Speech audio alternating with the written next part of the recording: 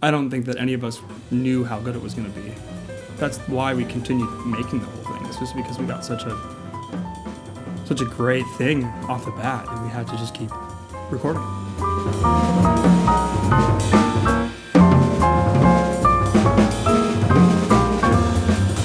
There's two groups on this record. There's like a young group, and then it's old guys. The first session that we did, I knew that I wanted to work with Tyler and Kai because I always wanted to put them together. They, at that point, had never played together before. You were telling me to play with Tyler for as long as we knew each other. You were like, you need to play with him. I think really the first time that we actually properly played was on the first session that we did. It was great initially, the first session, because we didn't even know it was an album, and I think that really helped the music to sound free. Kai and Ilya had played together at that point a lot already. I don't think we've ever had to like talk about specifics of the music. It's just been immediately there from the first hit. There was changes that we were making in the studio, that really small things, but that somehow took the songs from 90 to 100%. I think Satellite was a particularly memorable song. We were just kind of letting go and feeling free, and especially at the end of that song, like the ending vamp is very free, and you know, I don't even know if I knew it was a record I would play the same stuff, because I was just kind of like throwing caution to the wind.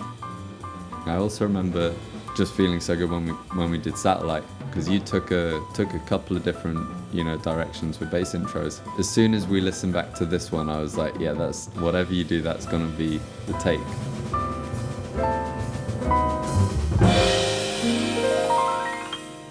I met Kai at the jam session at the now defunct Cafe Bohemia. After that, he actually moved to New York City full-time from Paris, where he was living. And once he moved, we immediately started playing together. We played together on a gig, and we were just looking at each other the whole time like, are you hearing this? Like, this is ridiculous.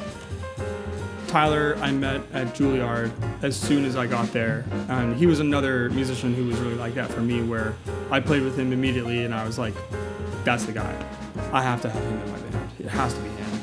I've always been really impressed with his ability to interpret other people's music. He's very considerate, and I think most of all wants whoever the artist is that he's working with to be happy with the result. After having recorded some of the music with Tyler and Kai, when we decided that we were going to essentially complete the album, which started as a demo recording, the year previous, I was very lucky to have the opportunity to study with Donald Vega and Billy Drummond. And I remember going to see Donald's group at Mesro with Billy and Peter Washington. I just remember leaving that gig and being enamored with how it is that they were playing. So I was like, I want that. That morning in particular, just getting up and trying my best to treat it like any other day, because obviously there's nerves involved. There's always nerves involved. And then when we actually started playing the answer itself, we got to that warm point when we were starting to stretch out on the music a little bit, and I was losing some of the tension or some of the fear associated with playing with them. I think it's very fulfilling to see one of my students moving forward and really believing in the project. It's not easy, as you know now, and I'm really proud of you know, for doing this. It was great. It was kind of a continuation of our of our weekly get-togethers, because that's what we did. We played music, we talked about music. This was very much like that, except for you were the leader. I love that you had a concept. It's very clear.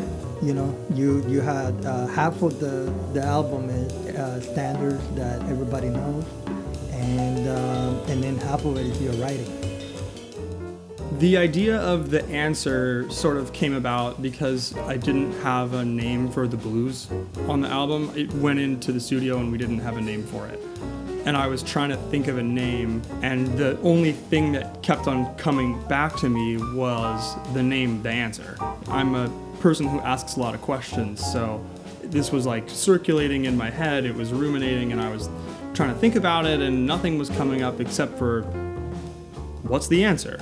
Sometimes you don't have to think so hard about it, and actually things will come to you, which was something that I learned also throughout this process.